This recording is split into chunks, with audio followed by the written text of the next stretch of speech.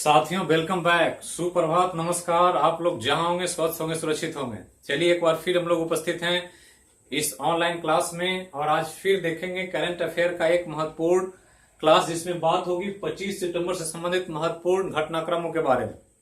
तो जो भी घटनाक्रम 25 सितंबर से संबंधित महत्वपूर्ण है, आने वाले एग्जाम में पूछे जाने की संभावना है, उसको मैं लेकर उपस्थित हूं आपके सामने और मैंने सबको यहाँ कलेक्ट कर दिया है। आप सभी लोग डेली का जो करंट अफेयर दिया जा रहा है सुबह 7 बजे, उसका अलग से एक नोट्स बनाएं और उसको जरूर याद रखें। यह भी ध्यान रखना है कि आज सैटरडे है, तो आज के शाम में रात्रि सेशन में 9:30 PM में करंट अफेयर का क्वेश्चन आवर भी आने वाला है 10 के दम में। तो उसके लिए तैयारी कर लें। सोमवार से आज तक जो भी मैंने बताया उसको एक बार रिवाइज करें और जो जो इंपॉर्टेंट लगे उसको जरूर ध्यान रखें ताकि आप क्वेश्चन आवर में 10 का 10 सही कर सकें। तो चलिए शुरू करते हैं आज का महत्वपूर्ण समसामयिक घटनाक्रमों के बारे में।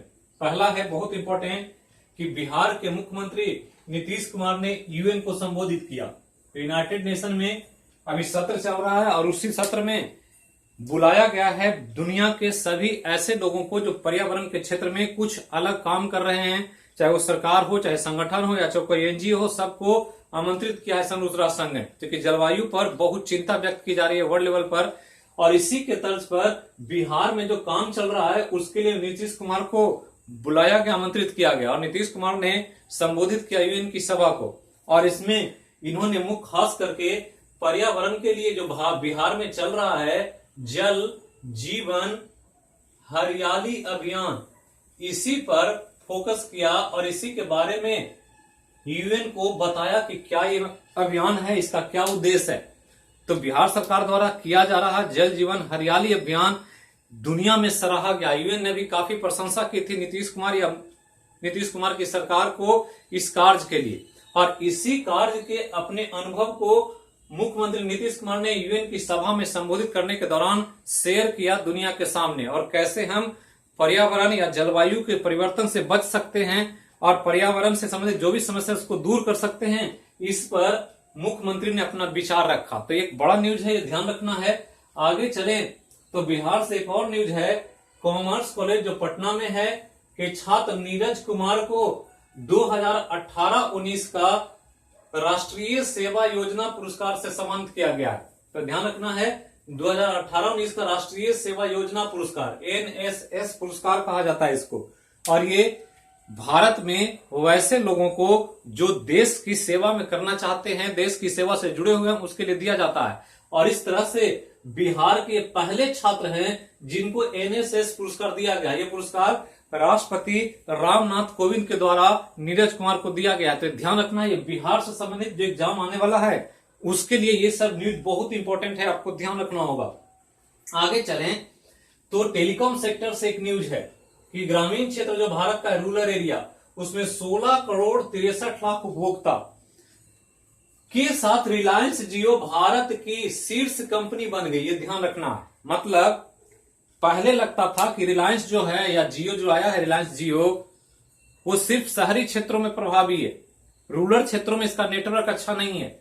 लेकिन हाल फिलहाल में जियो ने ग्रामीण क्षेत्रों में भी बहुत अच्छा काम किया है।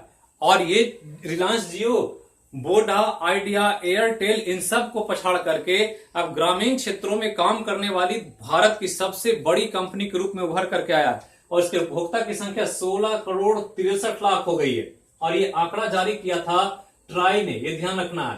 तो ट्राई एक नियामक संगठन है या एक बॉडी है जो दूर संचार कंपनियों के लिए काम करती है, दूर संचार कंपनियों पर नजर रखती है। तो telecom regulatory authority of India, ये ध्यान रखना है, इसी ने आंकड़ा जारी किया और ये बताया कि रिलायंस जियो वोडा और आइडिया को पछाड़ करके अब ग्रामीण क्षेत्रों में भी पहले स्थान पर पहुंच गई है। तो ध्यान देना है।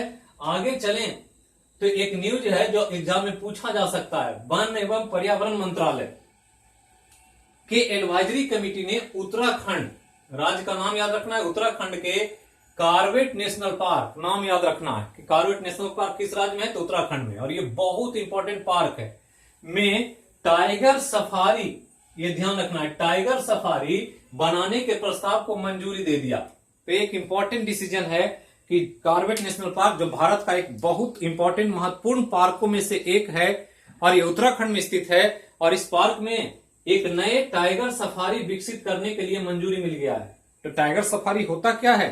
तो एक ऐसा एरिया जिसमें कोई भी दर्शक पर्यटक घूमने जो जाते हैं वो बाघ को एकदम नजदीक से देख सकते हैं अपने आसपास, तो बाघों से सुरक्षा मिल सके और वो बाघों का एकदम नजदीक से दर्शन कर सकें, इसके लिए टाइगर सफारी बनाई जाती है। और ये टाइगर सफारी जो होगा ये 35 हेक्टेयर भूमि में बना होगा और ये बिल्कुल पार्क के बीचों बीच होगा, जिसमें एक सुरक्षित वाहन में बैठ करके आप बिल्कुल बाघ के नजदीक जाकर के बाघ को देख सकते हैं, उसका रहन सहन सब कुछ समझ सकते हैं। तो ये ध्यान रखना है, ये टाइगर सफारी बनाने की मंजूरी कॉर्बेट नेशनल पार्क उत्तराखंड में दिया गया है। तो ये ध्यान देना है। आगे एक और बहुत इंपॉर्टेंट न्यूज है एग्जाम के लिए, नोबेल पुरस्कार की राशि जो हर साल दी जाती है। दुनिया में नोबेल पुरस्कार को सबसे महत्वपूर्ण और सबसे प्रतिष्ठित पुरस्कारों में माना जाता है। इसकी राशि पहले जो मिलती थी 90 लाख स्वीडिश क्रोनर, ये ध्यान रखना, क्योंकि स्वीडिश नोबेल फाउंडेशन ही पुरस्कार देता है स्वीडिश। तो ये जो पुरस्कार देता है, तो ये पुरस्कार जो दिया जाता था पहले 90 लाख, मतलब किसी को नोबेल पुरस्कार मिलता था 6 क्षेत्रों में दिया जाता है, वो हम लोग बाद में चर्चा करेंगे नोबेल पुरस्कार की। तो ये 6 क्षेत्रों में जो दिया जाता था तो उनको 90 लाख स्वीडिश क्रोनर पुरस्कार राशि में मिलता था, लेकिन इसको नोबेल स्वीडिश फाउंडेशन ने बढ़ा करके कितना कर दिया, तो 1 करोड़ स्वीडिश क्रोनर कर दिया। तो ये पहले 90 लाख क्रोनर था, अब बढ़ा करके 1 करोड़ क्रोनर हो गया। और इस प्रकार जो राशि मिलेगी अमेरिकी डॉलर में, ये 1 करोड़ का वैल्यू 11 लाख डॉलर होता है, ये ध्यान रखना। तो 11 लाख डॉलर पुरस्कार मिलेगा अमेरिकी डॉलर में, और क्रोनर में अगर लेंगे तो 1 करोड़ क्रोनर। नोबेल से जो भी न्यूज आता है वो एग्जाम के लिए बहुत महत्वपूर्ण होता है, चाहे नोबेल प्राइज हो या नोबेल प्राइज से संबंधित कोई भी घटनाक्रम हो। अल्फ्रेड नोबेल के नाम पर पुरस्कार दिया जाता है जिन्होंने डायनामाइट बनाया था, तो ध्यान रखना है। अब आगे चलें तो एक और दुखद घटना, कोविड-19 के काल में हर एक दिन कुछ न कुछ ऐसे अनचाहे घटना घट रहे हैं, और इसी में कोविड-19 के कारण परमाणु ऊर्जा आयोग के पूर्व अध्यक्ष डॉक्टर शेखर बसु का निधन हो गया। और ये एक बड़ा क्षति है देश के लिए, चूंकि परमाणु ऊर्जा के क्षेत्र में शेखर बसु का बहुत बड़ा योगदान हुआ करता है, और इनके योगदान के कारण इनको याद किया जाता है, यह ध्यान रखना है। और इनकी कोविड-19 संक्रमण के कारण इनकी मृत्यु हो गई, तो ध्यान रखना है, ये परमाणु ऊर्जा आयोग के पूर्व अध्यक्ष थे जिनकी कोविड संक्रमण के कारण मौत हो गई। नाम है डॉक्टर शेखर बसु। आगे चलें तो एक योजना चलाई थी 1 साल पहले भारत सरकार ने, फिट इंडिया मूवमेंट, ये ध्यान रखना है। तो फिट इंडिया मूवमेंट का 1 साल पूरा हो गया, पहली वर्षगांठ मनाई गई, और 1 साल पूरा होने पर पीएम मोदी ने आयु के अनुसार फिटनेस प्रोटोकॉल लॉन्च किया कि अलग अलग आयु में कैसे हम फिट रह सकते हैं, इसके लिए अलग अलग प्रोटोकॉल है और कुछ नियम है, कुछ नियमितताएं हैं, कुछ अपना कंट्रोल है, अनुशासन है, जिसको पालन करके भोजन में कुछ तरीकों का बदलाव करके हम कैसे फिट रह सकते हैं, इस पर चर्चा किया प्रधानमंत्री, जिसके लिए कई तरह के फिट लोगों से उन्होंने बात किया। जैसे क्रिकेट खेल में विराट कोहली के सबसे फिट खिलाड़ी माना जाता है, तो विराट कोहली से भी फिटनेस के कुछ बातें किए, और इस प्रकार से अलग अलग उम्र में कैसे फिट रहा जाए, इसके लिए फिटनेस प्रोटोकॉल लॉन्च किया गया। तो ध्यान रखना है, और ये इसलिए हो रहा है कि कोविड-19 काल में फिट रहना बहुत जरूरी है। इम्यूनिटी ही आपका सबसे बड़ा सुरक्षा कवच है। इम्यूनिटी अच्छा है तो आप इससे बच सकते हैं, नहीं तो देख ही नहीं कि प्रतिदिन ऐसे ऐसे न्यूज मिल रहे हैं जो हम लोग नहीं सुनना चाहते हैं, तो ध्यान रखना है। आगे चलें तो भारत का 51वां अंतर्राष्ट्रीय फिल्म महोत्सव, 51वां, यह ध्यान रखना है, इसके पहले 50वां हो चुका है।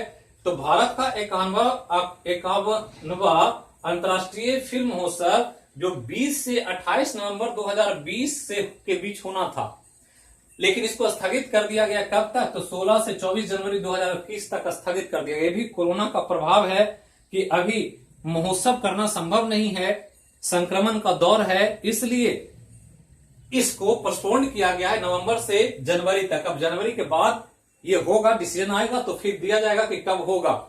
ध्यान रखना है कि ये उत्सव गोवा में आभासी और भौतिक दोनों रूप में होना, मतलब वर्चुअल भी होगा, वीडियो कॉन्फ्रेंसिंग के जरिए, इंटरनेट के जरिए, और वहां लोग फिजिकली अपीयर होकर के भी करेंगे, तो दोनों फॉर्म में होना है और भौतिक होने की वजह से इसको स्थगित किया गया, क्योंकि सब बहुत सारे लोग एक जगह आएंगे तो संक्रमण का खतरा बढ़ेगा।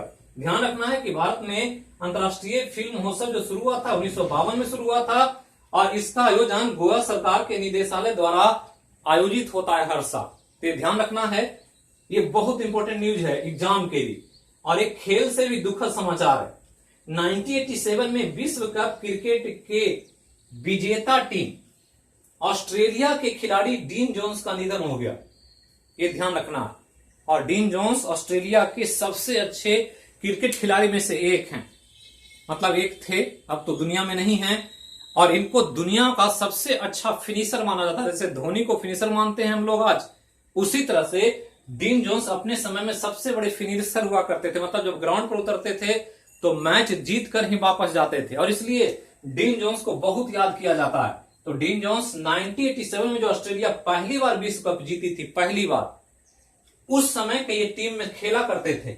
83 में भारत जीता और 83 के बाद 87 में ऑस्ट्रेलिया ने जीता पहली बार विश्व कप। ध्यान रखना है और ध्यान देना है कि डीन जोन्स अभी आईपीएल जो चल रहा है उसके कमेंट्री करने आए थे और कमेंट्री करने के आने के क्रम में ही उनकी हृदय गति रुकने के कारण, हार्ट अटैक होने के कारण उनकी मृत्यु हो गई। तो ध्यान रखना है, पूछा जा सकता है कि किस खिलाड़ी की हृदय गति रुकने से हाल फिलहाल में मृत्यु हो गई, तो डीन जोन्स को याद रखेंगे। ऑस्ट्रेलिया के बहुत अच्छे बल्लेबाज हुआ करते थे। तो यही था आज का समसामयिक घटनाक्रम, इसको जरूर याद रखें, आपके एग्जाम में संभावित प्रश्नों में से बहुत महत्वपूर्ण है ये सर।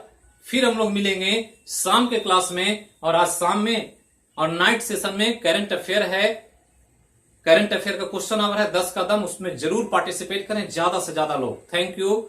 जहां रहे स्वस्थ रहे, सुरक्षित रहें। हैव ए नाइस डे, आपका दिन मंगलमय हो।